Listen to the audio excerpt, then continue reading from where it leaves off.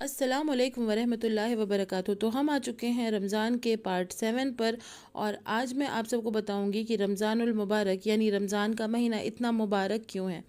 تو چلیے شروع کرتے ہیں۔ رمضان وہ مبارک مہینہ ہے جس میں رحمتوں کی گھٹائیں ہمیشہ چھائی رہتی ہیں۔ یہ اللہ تعالیٰ کا پیارا اور ہمارا مہمان ہے۔ خوش نصیب لوگ ہی اس کی قدر کرتے ہیں۔ رمضان مسلمانوں کو گناہوں سے پاک کرنے کے لیے آتا ہے، کیونکہ یہ گناہوں کو جلا دیتا ہے، اور اس لیے اس کا نام رمضان رکھا گیا ہے۔ جس طرح لوہے کو بھٹی میں رکھ کر اس کا میل نکالتے ہیں نا، اسی طرح رمضان گناہ گار لوگوں کے لیے بھٹی کے جیسا ہے، جو ان کے گناہوں کو جلا کر صاف کرتا ہے۔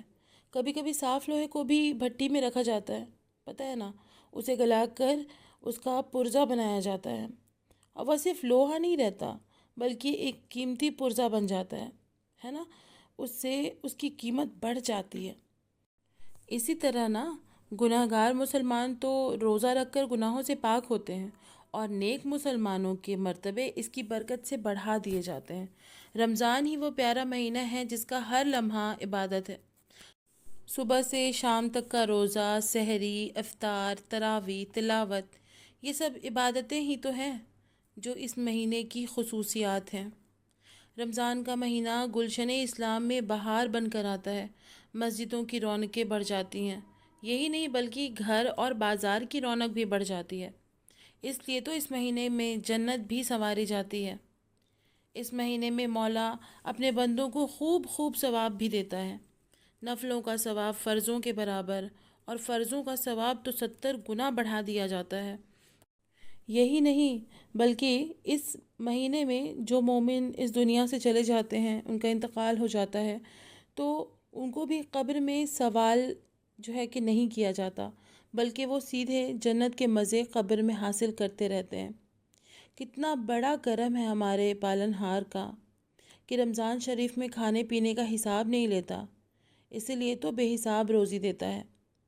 اور دنوں میں اگر آپ کھانے پینے کے معاملے میں حساب سے باہر خرچ کریں تو اس کی پکڑ ہوگی، لیکن رمضان میں معاف ہے۔ قیامت میں رمضان اور قرآن روزے دار کی بخشش کرائیں گے۔ رمضان کہے گا کہ مولا، میں نے اسے دن بھر کھانے پینے اور دنیاوی لذتوں سے روکے رکھا۔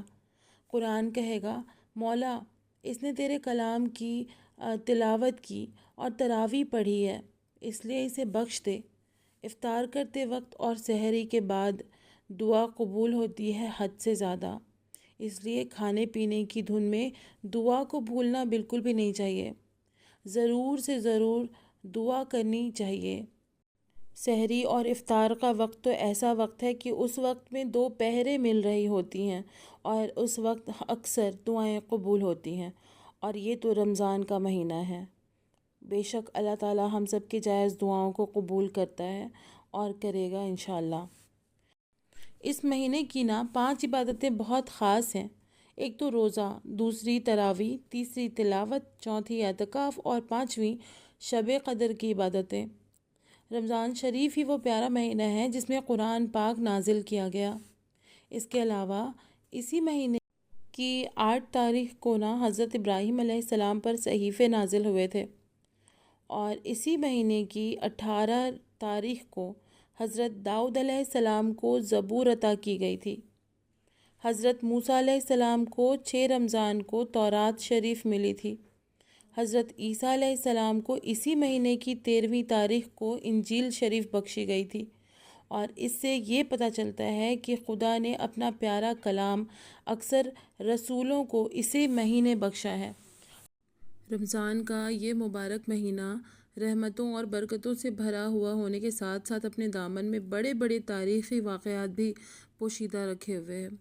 تو چلیے جانتے ہیں کہ رمضان کے 3 تاریخ کو حضرت بی بی فاطمہ رضی اللہ تعالیٰ عنہ کا انتقال ہوا۔ 17 تاریخ کو اسلام کی سب سے پہلی اور بڑی خطرناک جنگ بدر کے میدان میں لڑی گئی، جس میں خدا نے 313 نہتے مجاہدوں کو ہزاروں ہتھیار بندوں کے مقابلے میں کھلی کامیابی عطا فرمائی۔ اسی مہینے میں حضرت بی بی خدیجۃ الکبریٰ، جو کہ حضرت بی فاطمہ رضی اللہ تعالیٰ عنہ کی ماں ہیں، کا انتقال مکہ شریف میں ہوا تھا۔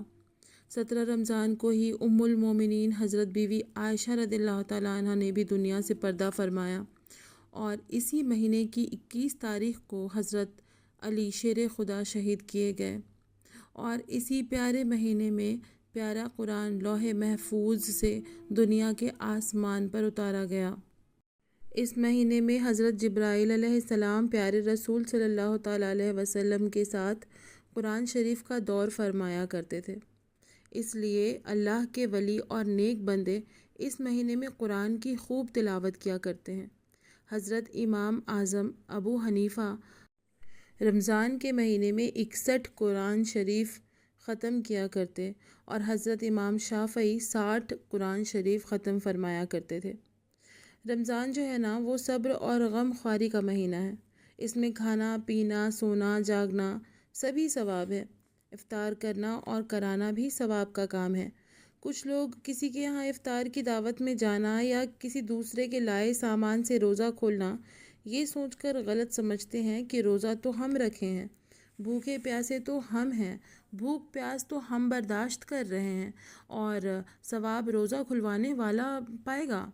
یہ عقیدہ یا یہ خیال رکھنا جو ہے وہ بالکل بھی صحیح نہیں ہے۔ کسی کے گھر روزہ افطار کرنے سے روزہ کا ثواب ختم نہیں ہوتا، اس لیے اگر کوئی مسلمان افطار کی دعوت دے تو ضرور جائیں۔ پیارے رسول صلی اللہ تعالیٰ علیہ وسلم نے فرمایا کہ روزے دار کو افطار کرانے سے ڈبل ثواب ملتا ہے، لیکن روزے دار کے ثواب میں کوئی کمی نہیں آتی۔ صحابہ نے عرض کیا کہ یا رسول اللہ، اگر ہم اس کا انتظام نہ کر سکیں، کیونکہ انہوں نے یہ سوچا تھا نا کہ بہت بڑے اماؤنٹ میں روزہ کھلوانا پڑے گا یا افطار کی تیاری کرنی پڑے گی کہ لوگوں کا پیٹ بھر جائے، ایسا سوچ کے انہوں نے یہ کوشچن پوچھا۔ تو مصطفیٰ صلی اللہ تعالیٰ علیہ وسلم نے فرمایا کہ اگر زیادہ انتظام نہ کر سکو تو ایک کھجور سے ہی افطار کرا دو، اتنا بھی اگر نہ ہو سکے تو ایک گھونٹ پانی سے ہی افطار کرا دو، اس سے بھی وہی ثواب ملے گا۔ جو کسی روزے دار کو پیٹ بھر کھانا کھلائے گا اسے قیامت کے دن اللہ تعالیٰ میرے حوض سے وہ پانی پلائے گا کہ پھر کبھی بھی پیاسا نہ رہے وہ انسان۔ رمضان کے پہلے 10 دن رحمت کے لیے ہوتے ہیں، بیچ کے 10 دن مغفرت کے لیے ہوتے ہیں، اور آخری کے 10 دن جو ہوتے ہیں نا وہ جہنم سے آزادی حاصل کرنے کے لیے خاص ہیں۔ تو اس مہینے میں جو آدمی اپنے ملازموں کو، اپنے نوکروں کو کاموں میں تھوڑا کمی کرے گا، ان کے کاموں میں ان کے روزے اور محنت کا خیال رکھے گا، اسے اللہ تعالیٰ بخش دے گا انشاءاللہ۔ اللہ تعالیٰ ہر مومن کو اس مہینے کی عظمت اور برکت سے فیض حاصل کرنے کی توفیق بخشے، آمین رب العالمین۔